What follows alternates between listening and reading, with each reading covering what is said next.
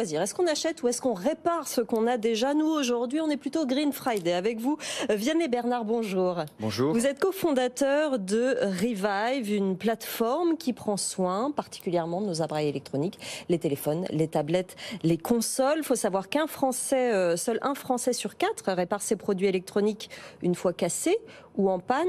Dites-nous tout d'abord comment fonctionne Revive. Alors, donc tout simplement, vous allez sur revive.fr et puis vous allez pouvoir donc identifier votre produit. Vous allez identifier du coup par la suite votre panne sur le produit électronique. Et vous l'avez bien dit, donc c'est tout ce qui est smartphone, ordinateur, console de jeu et écouteurs.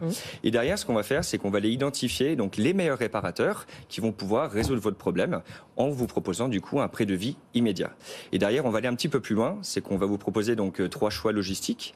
Donc soit vous vous déplacez chez le réparateur, soit vous envoyez votre produit directement par un label prépayé, ou alors vous avez le choix de commander donc un coursier eco-friendly qui va pouvoir récupérer votre produit, l'amener chez le réparateur et vous le ramener dans les mains réparé. Alors comment vous les choisissez, vos réparateurs, justement?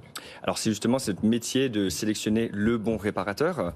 Il y a à peu près donc entre 4000 et 5000 réparateurs sur le marché pour tout ce qui est produits électroniques.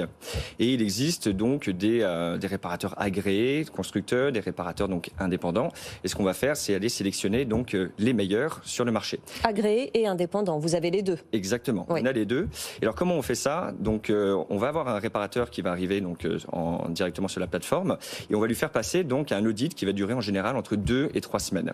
Et derrière en fait on va aller vérifier certaines normes, donc des normes de sécurité, des normes électrostatiques, le sourcing des pièces détachées et surtout par exemple la formation des techniciens.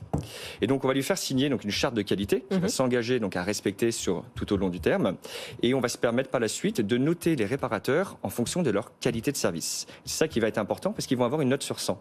Et sur cette note, donc elle va avoir tendance à évoluer au fur et à mesure du temps, on va proposer donc un réparateur plutôt qu'un autre pour que le consommateur ait toujours la meilleure qualité. Jean-Marc. Oui, par rapport à ce réseau de réparateurs, d'abord il n'est pas uniquement dans la région parisienne où il est un peu partout dans toute la France, où votre champ géographique c'est toute la France. Exactement. Est-ce qu'il y a des gens que vous sortez du réseau? Est-ce que les gens vous viennent vers vous? Est-ce que vous avez des chasseurs de tête entre guillemets pour ces réparateurs?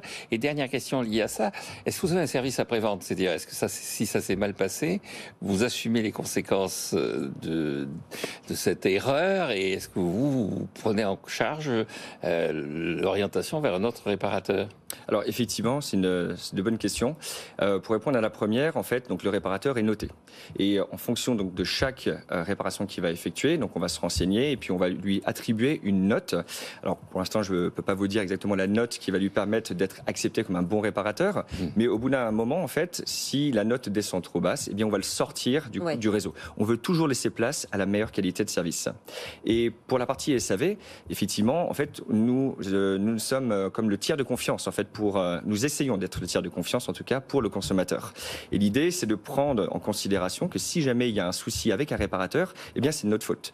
Donc, on va gérer la panne, on va gérer en fait le souci et pour toujours trouver donc une solution pour que le consommateur soit satisfait et qu'il fasse confiance en fait à ce marché qui est extrêmement opaque, qui est le marché de la réparation et qu'on essaye de rendre transparent.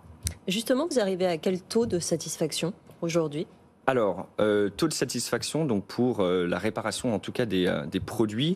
Aujourd'hui, donc sur notre algorithme, on a un taux donc de réussite qui est aux alentours des 96%. Ouais.